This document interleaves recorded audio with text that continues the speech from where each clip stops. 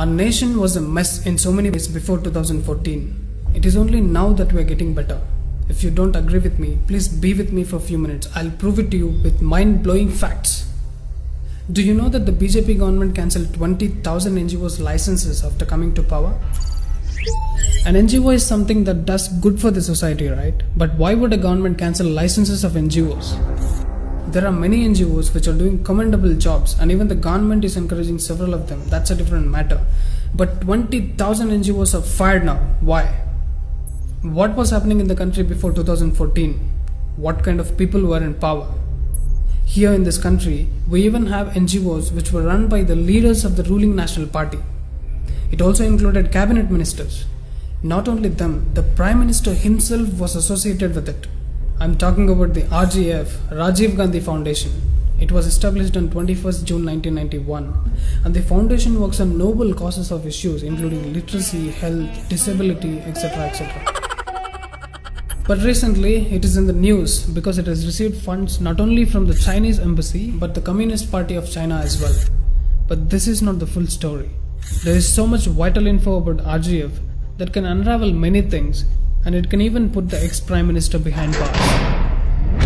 Manmohan Singh is always projected as a saintly person, as if he is a pure soul in the midst of all corrupt people. The image of Manmohan Singh created in the media, even in the movie The Accidental Prime Minister, is a big fat lie. I know it's a big allegation and I might land up in trouble because of this. Those who question the exploitation and bring out facts to people are always in trouble. But I'm not someone who get entertained by the stupid movies that you made. I want to shatter this game of deception created by these masters of corruption. The story revolves around 3 financial years. According to some people, the then newly appointed Prime Minister is the greatest economist which India ever had and the best Prime Minister too. For what? For facilitating an organized system of loot and corruption.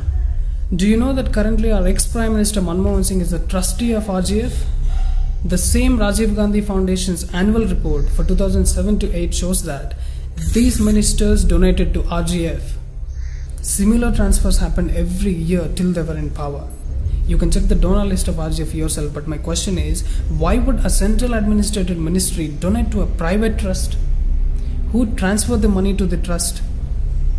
When you have a whole government machinery at your disposal, why would someone donate crores of rupees to a private NGO?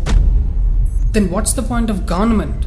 Is it to serve people or grab money from people and run a private NGO? Remember, Manmohan Singh, the Prime Minister himself, did nothing but a serial insult of the democratic process by being a trustee of the RGF. And you know who is running the Rajiv Gandhi Foundation?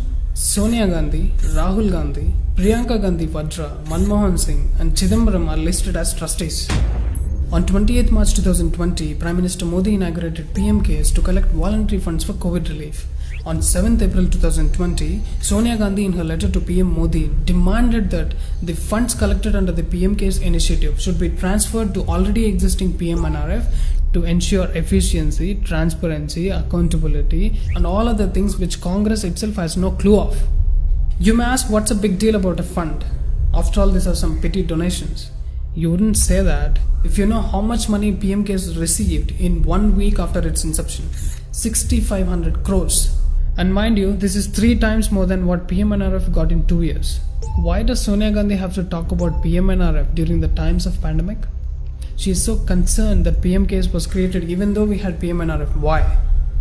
Because during their rule, the PMNRF was at their disposal to transfer funds into their own dubious NGO RGF, which is now under interministerial inquiry. The reports of 2005-6, 6-7 and 7-8 clearly shows about the funds transfer from PMNRF to RGF. The most disgraceful thing is that not only the taxes paid by the public are transferred to some third-party private NGO, but the money you donated out of your compassion for relief work is also given out to the same NGO. PMNRF was constituted by Jawaharlal Nehru. However, what is little known is that when it was constituted, the managing committee had specifically included the president of the Congress party. Ever since PMNRF was deemed a trust, it has functioned without a trust deed. In fact, in the year 1985, the then managing committee of the fund entrusted the entire management of the said fund to the Prime Minister, giving unbridled power to the Prime Minister with zero accountability. Till date, nobody knows what the guidelines that govern the PMNRF are. All this happened during Rajiv Gandhi's tenure. PM Cares, on the other hand, is far more democratic, as the committee consists of 3 cabinet ministers: the Home Minister, the Defence Minister, and the Finance Minister, while the Prime Minister chairs the trust. What this means is PM Cares reduces the power of the Prime Minister in the trust. Why would the Prime Minister himself reduce his own powers? Because of the same transparency. Some witless people made fatuous claims and trolled this initiative by Indian government in defense of the PMNRF without fact-checking. Now let me make it very clear, no Prime Minister can transfer funds to any NGO on his will. The PM Cares is far more transparent than the PMNRF. On the other hand, Manmohan Singh allowed the transfer of funds being the Prime Minister. Of course, there appears to be no restrictions put under the law on a trust for receiving donations. Therefore, even RGF could receive donations from anyone, including the government or various departments, ministers, or for that matter the PMNRF. It is this loophole in the system that they have used to transfer funds from the government or its various ministries to RGF. PM Manmohan Singh, the greatest economist, seems to have done a commendable job in looting the money and hiding the fact that it's a clear case of conflict of interest. Namaste, Madam Ji. As per your request, I found a new loophole in the system through which we can safely transfer all the funds to our RGF. We not only escape the taxes, but we can also do some Samaj Seva.